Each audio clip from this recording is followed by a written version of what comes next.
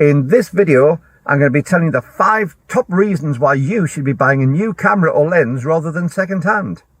Join me. Roll title.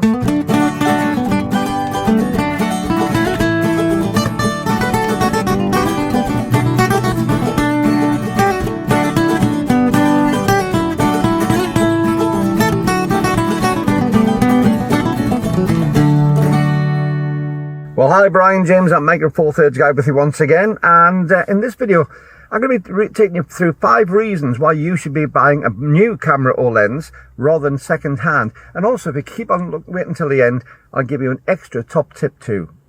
Well, before we start off, don't forget to subscribe if you're not already a subscriber. Hit the button below and hit the little bell icon to notify you every time you get new videos released. And also, if you enjoy the video, there's a PayPal link if you want to help support the channel. So, our 5 reasons to buy a new camera. Well, there's lots of reasons to buy one, but these are the 5 reasons which come to mind for me first of all. Number 5. If you buy a new camera, you're going to get all the camera boxes, all the accessories. When I've sold cameras second hand, I've got an extra 10% sometimes on top of the price I was going to have, just by having the original packaging. And whenever I buy a second-hand camera, I'll strive to get the original packaging and all the accessories, but rarely manage to do that fully. When you buy a new camera, everything's going to be there. The box, the packaging, you know, it's going to be wrapped up properly. There'll be no finger marks on the camera. There'll be nobody touched it apart from the manufacturer's side. But also, all the cables, all the straps, all the little accessories which go with the camera are all there. If it's got a little clip on the top for the hot shoe just to keep that safe, it'll be there. Quite often on second-hand cameras are not. So my number 5 is you're going to get all the boxes, all the packaging, all the accessories. Number 4, batteries. I lost count how many used cameras I bought over the years, and you always get a good battery with it, and it's fine. But how much life has that battery actually given up already to reach that point when you get it from a second-hand point of view? Doesn't matter how many shutter actuations have been taken. A camera could have been left on and recharged and recharged and recharged and never gone more than 100 actuations. It depends how it's been used. Now, I have a GX8 that I bought not so long back used with a proper Panasonic battery. It was a low shutter count. And I also bought myself a second battery, a brand new battery, another manufacturer's battery with it. And you'd think they'd be the same, but they're not. I can tell which battery is in because I get considerably less shots and considerably less time from the battery which came with the camera compared to the new one. It's lost that much life. Batteries don't just die suddenly, they fade off. And you can noticeably tell between the original battery which came with the camera and the brand new replacement which one's which. So number 4, you're going to get proper batteries and good batteries with it. And don't forget, when you buy a battery, it's more outlay. You've already spent for the camera, it's more outlay to buy. So number 4, good batteries. Number 3, well, they all come with warranties. A lot of the second-hand cameras come with warranties, but every new camera will come with a manufacturer's warranty with it. And notice I say the word manufacturer's warranty. These are the people who built the camera in the first place. So if you do get a fault, if you do get an issue, it goes back to the people who know the camera best. Now, you might get some fantastic workshops out there who are doing on the second-hand market. I'm not going to decry them at all. But you've got no way of knowing. They could be the best workshop going, or they could be a bunch of cowboys. You don't really know. So buying second hand, you don't, even if it comes with a small warranty, you don't necessarily know how good that warranty is and what it actually covers. When you get the manufacturer's warranty with a new camera, it's all laid out in the instructions and on the warranty guide which you get with the camera very, very clearly and very easy. So you got that. The other thing is if you're buying on some of the auction sites, the eBays of the world or whatever, you've got really very little warranty full stop. There's no guarantee for warranty at all. And even if they do offer a warranty, and even if you're buying from a reputable dealer, the warranty may be a case of if it doesn't work, send it back and you get your money back. Well, that leaves you without the camera, without the lens that you wanted. So to me, buying a new camera gives that peace of mind of a good long-term warranty on that piece of equipment which you're spending your hard-earned money on.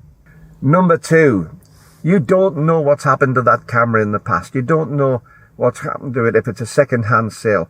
It may look perfectly good, but you may find that inside things like the lenses on, if you're buying a second-hand lens or the lens in a kit that you're buying, there's little bits and pieces. You may find that there's all sorts of bits and pieces inside the lens, or the lens has been dropped and one of the elements has gone slightly skew with, and you can never quite get it in focus and never quite get it sharp, and you can't understand why. That happens fairly frequently.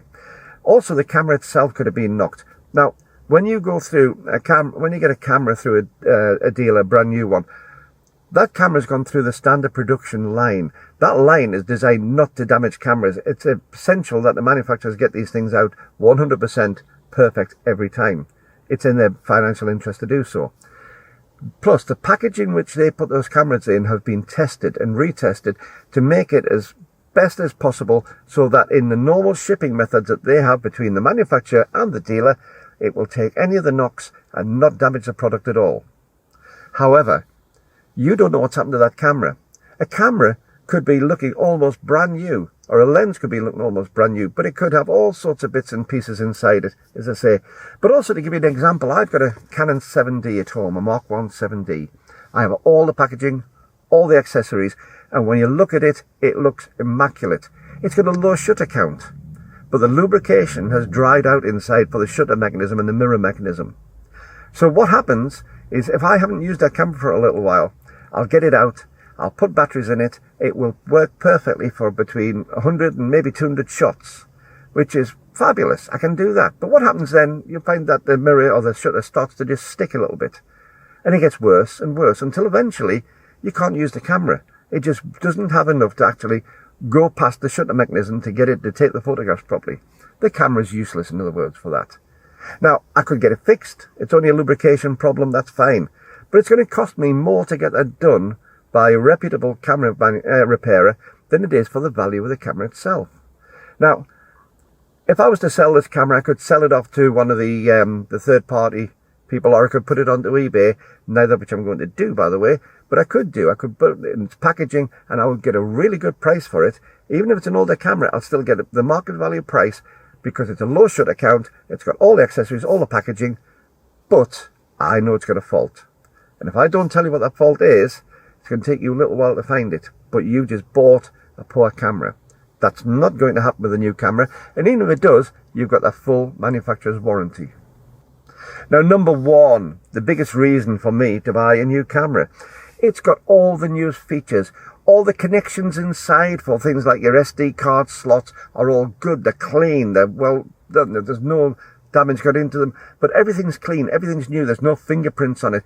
And also, all the features on the camera are the newest that you're going to get. It'll have the newest firmware, you're not having to upgrade firmware in it, but also it'll have all these fancy features, because a new camera, as opposed to the one it replaced, or the one it replaced 2 versions ago, the new camera will have lots and lots of those new features built in, whether it be starry autofocus, or whether it has better autofocus tracking for animals or vehicles, or whatever it is that you want from that camera. It will have those in. The older ones don't. And that's a really good reason to get the newest. Now, looking at cameras, yes. When you buy a camera new from a dealership, there are other things come into play, of course. You're paying tax. In the UK, we have a thing called value-added tax, VAT, and that's at 20% of the retail price. We normally include that in the price, which is displayed. So if I'm actually paying for £1,000 worth of camera, it's going to cost me £1,200. So we'll see it on the shelves at £1,200, but I'm only getting £1,000 worth of camera from that. That's something we have to put up with, and that's a depreciation which comes into the cameras as soon as you buy it, because that tax has gone to the government, not to the dealer. Although the dealer handles it, it goes off to the government. But even with those, you can still get some really good bargains on new cameras. And this brings me to my final bonus point. So if you've been waiting until the end, here it is. My bonus point. Don't buy through mail order if you can help it. I know the mail order do some fantastic services, but if you've got a local dealer, please go to that local dealer.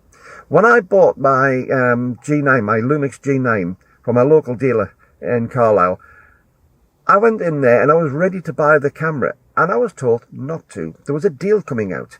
There was a special deal coming out on the G9, and because the dealer knew me, because I was a loyal customer, I got the special pack, which was my G9, but it came for £799, brand new, fully warranted. It came with a Lumix battery grip. A proper OEM battery grip came free with that camera for £800. Now, that dealer could have just sold me the camera as it was the week beforehand, but he didn't. He told me that there was a deal coming on. And not only that, because I'm a loyal customer of that camera dealer, at the time I was getting a 5% loyalty discount. I had a special card, and if I did that, so from my £800 camera, I got a free battery grip, and I got 5% discount on the total, because I'd bought local and because I continued to buy local. So if you do have camera dealers, I know some of you could be hundreds of miles from a dealer, but if you do have them close at hand, I'd be tempted to go in and use them. And even if they are more expensive than the mail order ones, don't worry about that. I personally would pay that little bit extra money for the expertise that I get from those people, from the skills and knowledge. People who work in camera shops, proper camera shops, not the chain dealers, but the proper camera shops, they tend to be people who are passionate about the photography.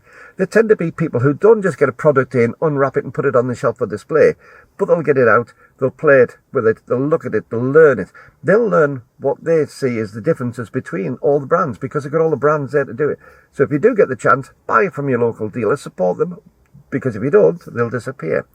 So this is it. Brian James, in whichever one you go, consider buying a brand new camera. It may be worth your while, because it's going to give you years of service should you want that.